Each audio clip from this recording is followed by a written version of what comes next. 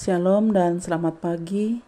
Kiranya kita semua tetap sehat untuk beraktivitas sepanjang hari ini.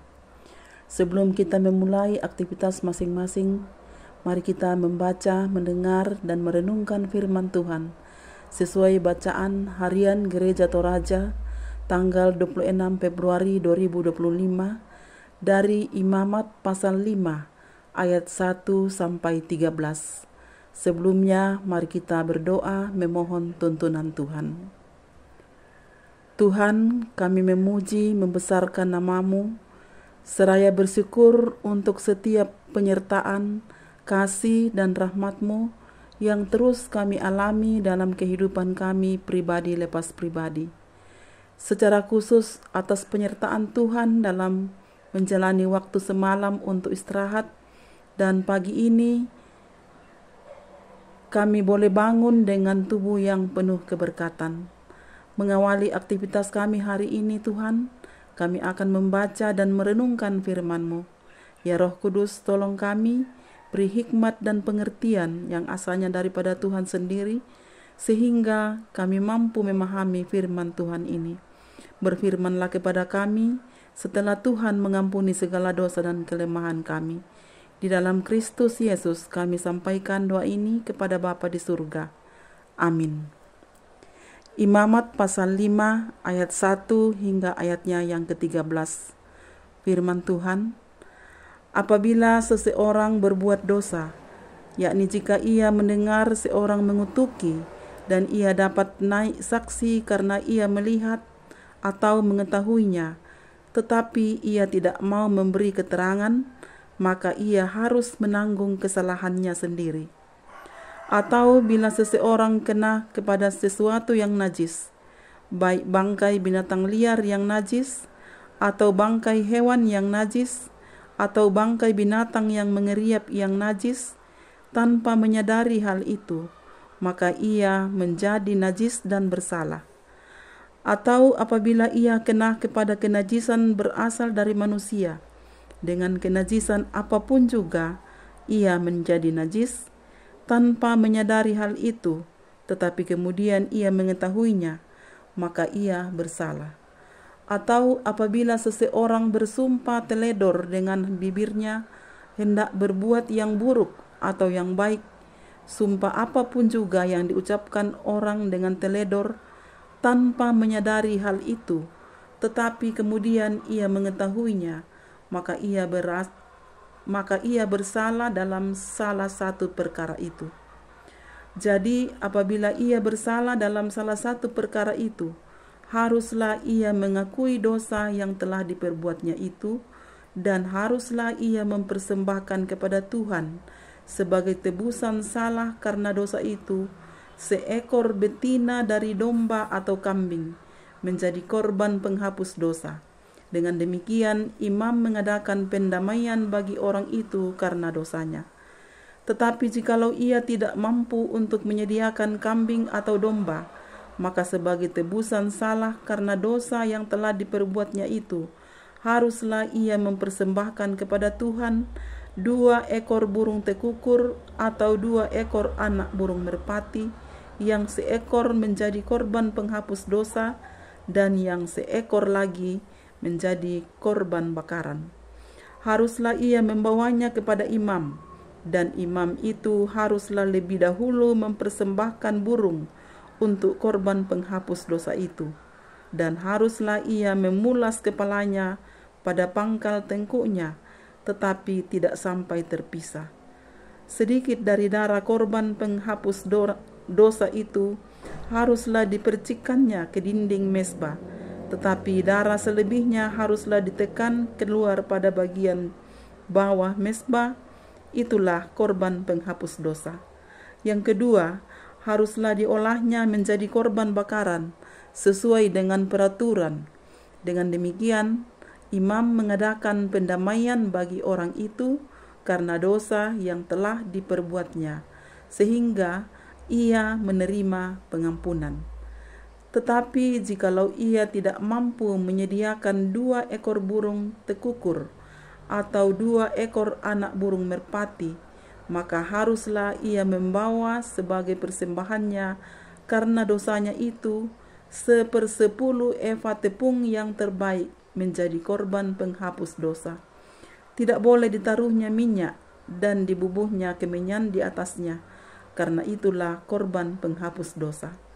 Lalu haruslah itu dibawanya kepada imam, dan imam itu haruslah mengambil daripadanya segenggam sebagai bagian ingat-ingatannya, lalu membakarnya di atas mezbah di atas segala korban api-apian Tuhan.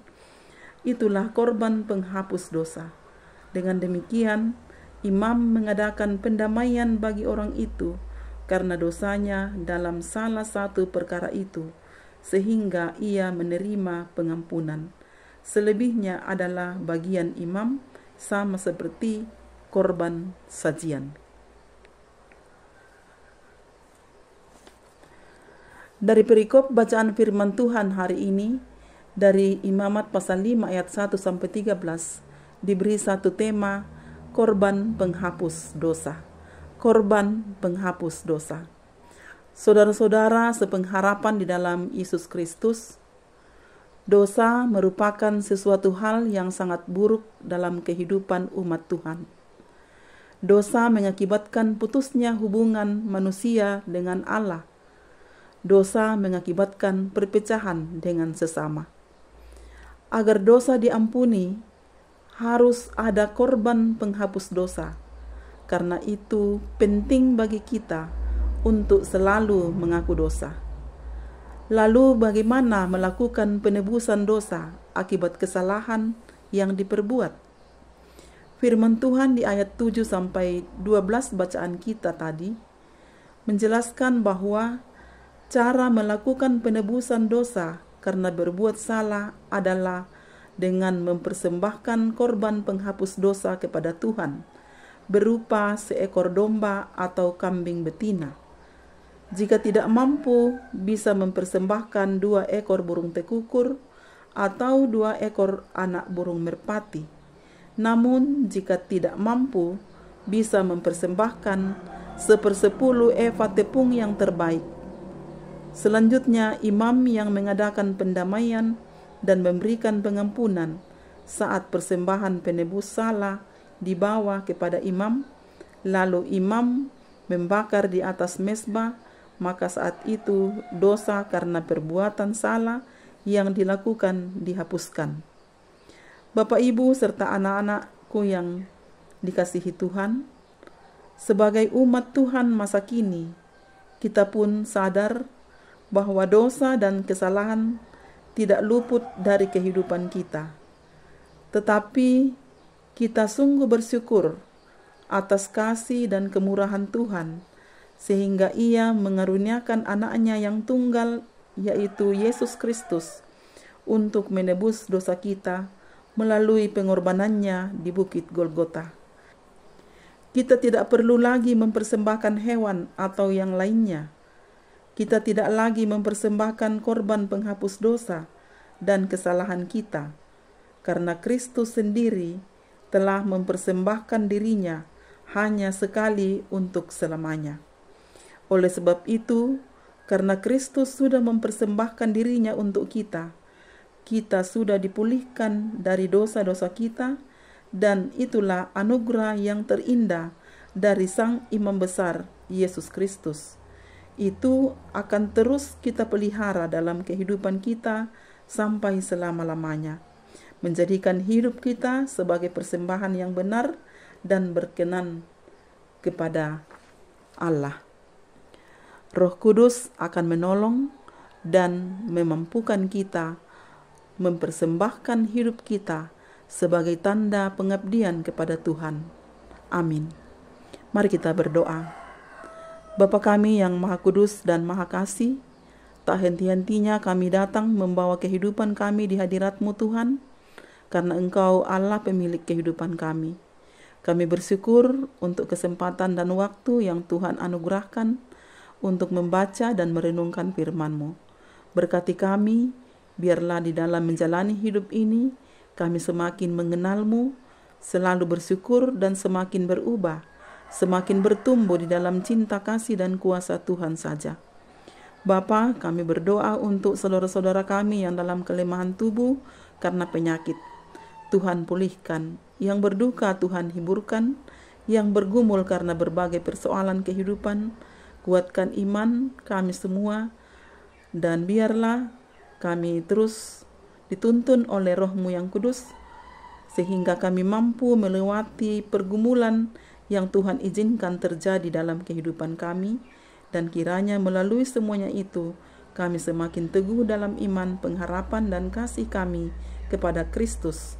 Nama Tuhan dimuliakan. Kami berdoa buat anak-anak kami dalam pertumbuhan, dalam pendidikan, dalam mencari pekerjaan. Tuhan menolong sehingga anak-anak kami tetap penuh semangat dan terus mengandalkan Tuhan dalam setiap perjuangan dan cita-cita mereka. Dan pada saat yang Tuhan perkenan, mereka meraih harapan-harapan mereka, harapan kami semua. Berdoa buat pemerintah, bangsa, dan negara kami. Tuhan kiranya memberi hikmat yang daripadamu. Biarlah program dan kegiatan yang sudah direncanakan bersama boleh terlaksana dengan baik. Nama Tuhan dipermuliakan. Ini doa dan permohonan kami, Tuhan. Ampuni segala dosa dan kesalahan kami. Di dalam nama Tuhan Yesus, kami sampaikan doa ini kepada Bapa di surga. Amin. Demikian renungan firman Tuhan. Selamat beraktivitas. Tuhan Yesus memberkati.